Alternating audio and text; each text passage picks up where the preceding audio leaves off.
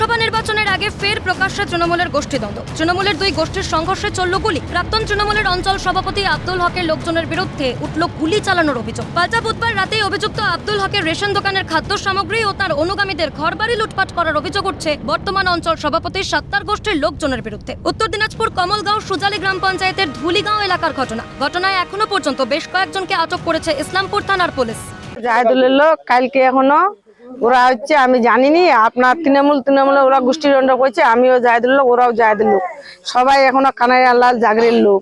রাতেই ঘটনাস্থলে পৌঁছয় ইসলামপুর থানার বিশাল পুলিশ। বৃহস্পতিবার সকাল থেকে থমথমে গোটা এলাকা। একটি গোডাউন আমরা দেখতে পাচ্ছি, এখানে এসে যেটা দেখতে পেলাম যে গোডাউনটি কিন্তু ভাঙচুর করা হয়েছে। আমি আমার ক্যামেরা পার্সনকে বলবো একটু দেখানোর জন্য গোডাউনের চিত্রটি। গতকাল রাতে যে এখানে একটি ঘটনা ঘটেছে এই চিত্র দেখেই কিন্তু সেটা স্পষ্ট। রাজনৈতিক চক্রান্ত, অন্যদিকে লুটপাটের সমস্ত অভিযোগ অস্বীকার করে তৃণমূলের অপর গোষ্ঠী। পুলিশ আসছিল ওখান থেকে, আবার রামগঞ্জ থেকে পুলিশও ওখান থেকে বের হয়ে গেছে। আসার পরে রাস্তায় এরা 5-6 জন আব্দুলের ভাইগুলা 5-6 জন, ওনারা 15 জনের মতো ছিল যে আসছিল কমপ্লেন করার জন্য।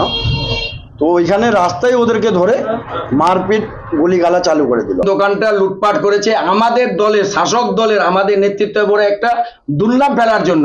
কিন্তু যদি সেটাই বাস্তব হতো, আর কালো ধুলিগায় যে ওর দোকানগুলো আছে, একটা দোকান ভাঙচুর হয়েছে, তার এই লোকগুলো আমাদের সরকারকে ব্যাঘাত করার জন্য, নির্বাচনটাকে খারাপ করার জন্য এটা উনি চক্রান্ত করে উনার লোকজনগুলো বন্যা বাড়িতে লুটপাট করেছে।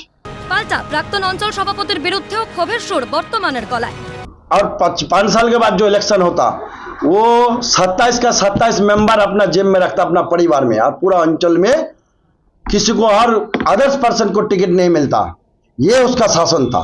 तो ব্যাপার হলো যে এই যে কাজগুলা করছে জনশূন্য হওয়ার পরও এখনো পর্যন্ত ওরা ওই পুরাতন যে শাসন চালাচ্ছিল সেরকমই এখনো বলছে যে আমরা ওই রকমই করব।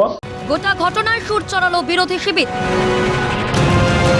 আর তার একটার জন্য যে এই রাজ্যে তো প্রশাসন বলে কোনো কিছু নেই, সবাই তো তৃণমূলের নেতা। মুশকিলটা হচ্ছে এখানে যদি প্রশাসন নামক কোনো পদার্থ থাকতো তাহলে আজকে ক্রিমিনালগুলোকে নেতা বানাতো না। ভোটের আগে তৃণমূলের গোষ্ঠীদ্বন্দ্ব কেন এভাবে সামনে আসবে, বাকিটা পুলিশ তদন্ত করছে। পরবর্তী সময় সেদিকেও নজর থাকবে আমাদের। উত্তর দিনাজপুর থেকে নন্দদুলাল সরকার ও বিশ্বরূপ বিশ্বাসের রিপোর্ট, ক্যালকাটা নিউজ।